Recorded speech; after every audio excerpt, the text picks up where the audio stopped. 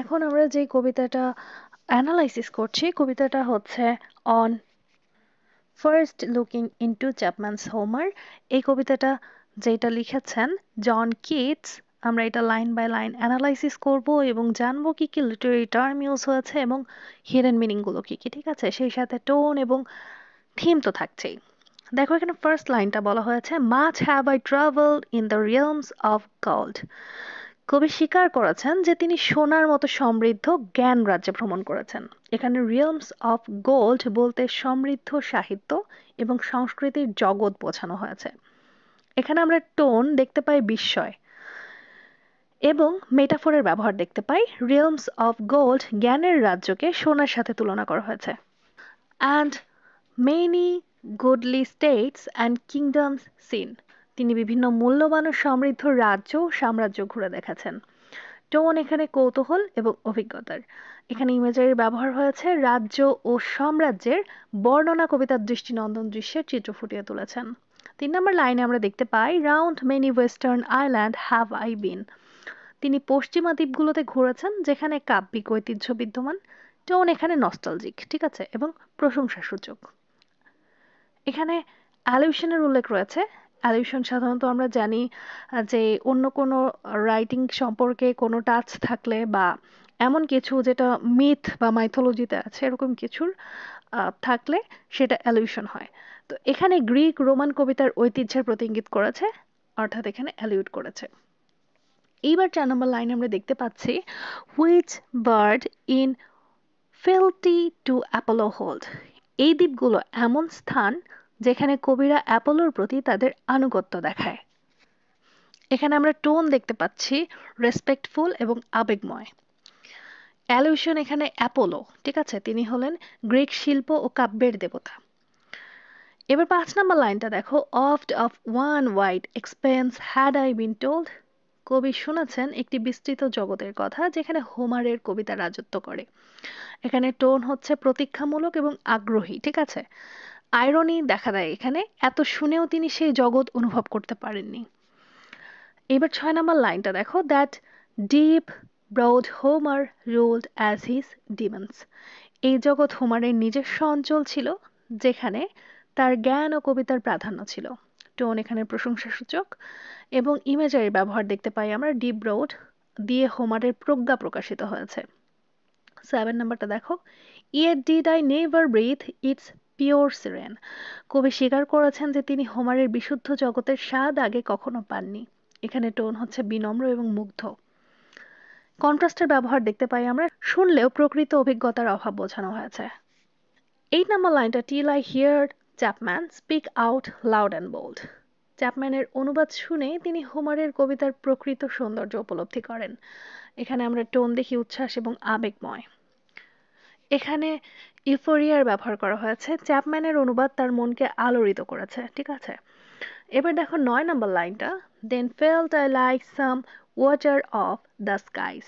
তিনি অনুভব করেন যেন তিনি মহাকাশ পর্যবেক্ষক যিনি একটি নতুন গ্রহ আবিষ্কার করেছেন।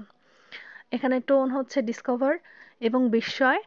সিমিলির ব্যবহার দেখতে পাচ্ছি, নিজের অনুভূতিকে মহাকাশ পর্যবেক্ষকের সাথে তুলনা করেছেন। এইবার 10 নম্বর লাইনটা দেখো, when a new planet swims into his skin। নতুন গ্রহ আবিষ্কার হলে যেমন বিস্ময় হয় তেমনই তিনি অনুভব করছেন। এখানে টোন হচ্ছে চমকপ্রদ। এখানে আমরা ইমেজারির ব্যবহার দেখতে পাই, নতুন গ্রহের দৃশ্যমানতা ফুটিয়ে তোলা হয়েছে। 11 নম্বর লাইনটা দেখো, or like stout Cortez when with eagle eyes। তিনি কর্টেজের মতো অনুভব করেন যিনি প্রশান্ত মহাসাগর প্রথম দেখেছিলেন।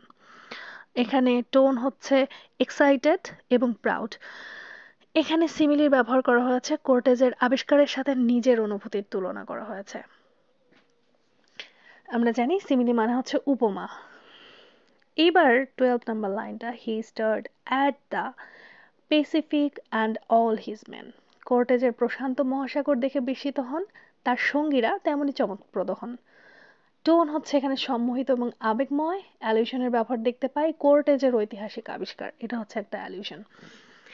এবার দেখো, looked at each other with a wild surmise. তারা একে অপরের দিকে তাকায় যেন তারা বিশ্বাস করতে পারছে না। এখানে টোন হচ্ছে বিস্ময়। আমরা এখানে ইমেজারি ব্যবহার দেখতে পাই বিস্ময়ের অভিব্যক্তির ক্ষেত্রে। 14 নম্বর লাইন, সাইলেন্ট আপন আ পিক ইন ডেরিয়ান। তারা ড্যারিয়ানের চূড়ায় নিঃশব্দে দাঁড়ায়, বিস্ময়ে অভিভূত। এখানে টোন শান্ত কিন্তু গভীর। ইমেজারির ব্যবহার হচ্ছে এখানে ড্যারিয়ানের শৃঙ্গ অর্থাৎ পাহাড়ে নিস্তব্ধ পরিবেশ। এখানে জন কিটস চ্যাপম্যানের অনুবাদের মাধ্যমে হোমারের কবিতার সৌন্দর্য নতুনভাবে উপলব্ধি করেন। কবিতার প্রতিটি লাইন কিটসের বিস্ময়, আবেগ এবং সাহিত্যিক অভিজ্ঞতা ফুটিয়ে তোলে। এখানে কিছু ইম্পর্টেন্ট বিষয় রয়েছে, যেমন রিয়েলমস অফ গোল্ড বলতে বোঝানো হয়েছে রিয়েলমস অফ নলেজ, ঠিক আছে। আবার দেখো ডিপ ব্রড হোমার, এইটা হচ্ছে একটা epithet, something commonly used by Homer to identify characters. এখানে আরো একটা প্রশ্ন আসে সাধারণত, সেটা হচ্ছে চ্যাপম্যানকে। জর্জ চ্যাপম্যান হচ্ছেন একজন greatest translator of the last century. Say mostly known for হচ্ছে হিজ ওয়ার্ক অন হোমার। সে হোমারের মানে তার কিছু অনুবাদ রয়েছে, হোমারের করা কাজের অনুবাদ, সেগুলোর জন্য তিনি famous. Keats read such a translation by Chapman that overwhelmed him with joy and inspiration. তো সেই কিডস করে কি, অর্থাৎ আমাদের রাইটার জন কিটস, যিনি একজন রোমান্টিক পোয়েট, তিনি এই চ্যাপম্যানের হোমার গ্রন্থটা পড়েন, অর্থাৎ যেটা তিনি হোমারের লেখা অনুযায়ী ট্রান্সলেট করেছিলেন, এবং সেটা পড়ে, কারণ তিনি অরিজিনাল কপিটা অনেক পরে জেনেছিলেন, জানতেন না, তো সেটা পড়ে সে অনেক ইন্সপায়ার্ড হয়, অনেক জয় ফিল করে, ঠিক আছে।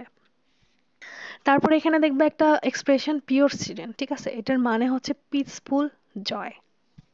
আশা করছি এই কবিতাটা তোমাদের বুঝতে সুবিধা হয়েছে। আমাদের চ্যানেলে সাধারণত প্রত্যেকটা বর্ষের আলাদা আলাদা কোর্স রয়েছে। তুমি যদি সেকেন্ড ইয়ারের পরীক্ষার্থী হয়ে থাকো, তবে সেকেন্ড ইয়ারের পরীক্ষার শেষে তৃতীয় বর্ষের নতুন একটা কোর্স শুরু হতে যাচ্ছে। সেখানে ভর্তি হওয়ার জন্য আমাদের সাথে কন্ট্যাক্ট করতে পারো। আমার সাজেশনে থাকা সব প্রশ্নের উত্তর, যেখানে সহজভাবে দেয়া রয়েছে, সকল উত্তর সাথে রয়েছে বাংলা সামারি বা বাংলা ট্রান্সলেশন, বাংলা অনুবাদ সহ পিডিএফ গুলো কিনতে আমার ইনবক্সে যোগাযোগ করতে পারো। পেজের লিংক ডিসক্রিপশনে দেওয়া থাকবে।